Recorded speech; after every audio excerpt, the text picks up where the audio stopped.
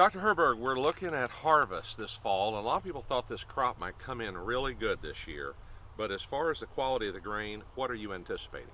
Well, now that with all the wet and warm and humid weather, what we're seeing is a little less test weight than we might have expected, which is typical for not as much fill, not as heavy a kernels, not as deep a kernels.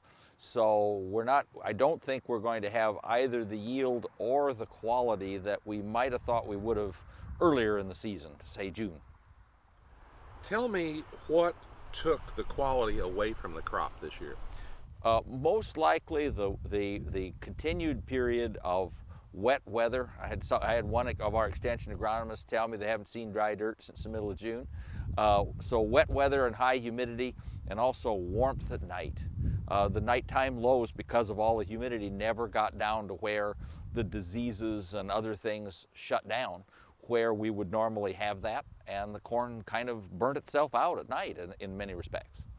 So you're anticipating the ears are small and the yields will be lower than expected? I think the yields will probably be a little lower, and certainly the quality will not be the 58 to 60 pound, buckshot that we would have expected perhaps earlier in the season with the start we had. Storability on this corn, what's your biggest concern right now? Well, right now I think it's the fact that our harvest is starting early, and we're going to be harvesting warm grain. It's going to be 75, 80 degrees or more out of the field, even if it's dry, even if it's 17, 18%. We've got to get these temperatures down to 50 degrees, 50, 60 degrees as quickly as possible, or we're going to use up the storage time right away at harvest. This is a common problem when we have early harvest, is the corn comes in warm.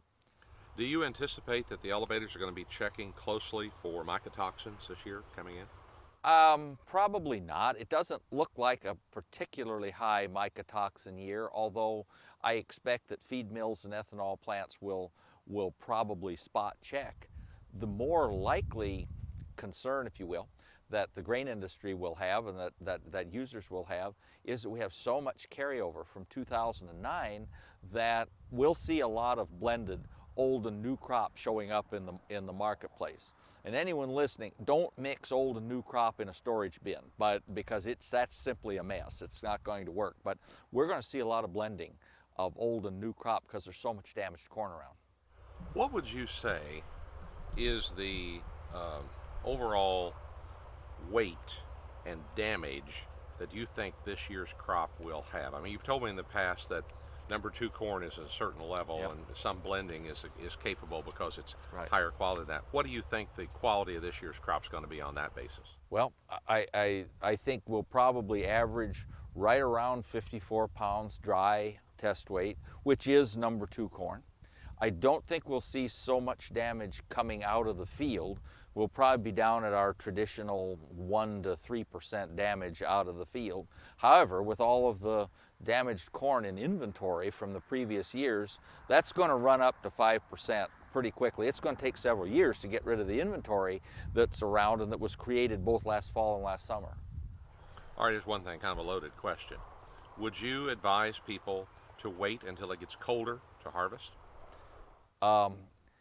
Yes, but I would advise people to wait and not dry the grain any more than they have to because we're so early, except if the particular field is subject to disease pressure and has stalk rot or some of the other wilts and so forth that are going around. That's a scouting issue. Work with your agronomist and determine which of the fields are likely to go down because of poor stalk health and take them. The ones that stood tall, or that are standing tall, we can afford to let them wait until October. Recognize that last year we left a large amount of corn in the field, nationwide 500 million bushels, and it came out of the field remarkably well. It stood almost all winter and was remarkably well. So I wouldn't get too much in a hurry unless there's a disease or falling down problem.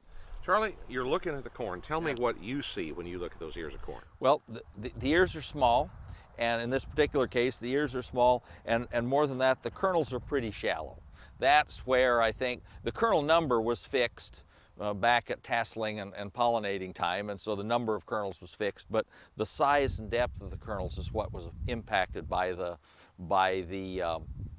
warm nights and the humid weather. And you can see that these ears here, although they have you know, I didn't count the rows, but they have a lot of kernels, but they're not very deep. And so as a result, that's where I think we lost our test weight in the fill, and we probably will lose some yield, depending because of the warm nights.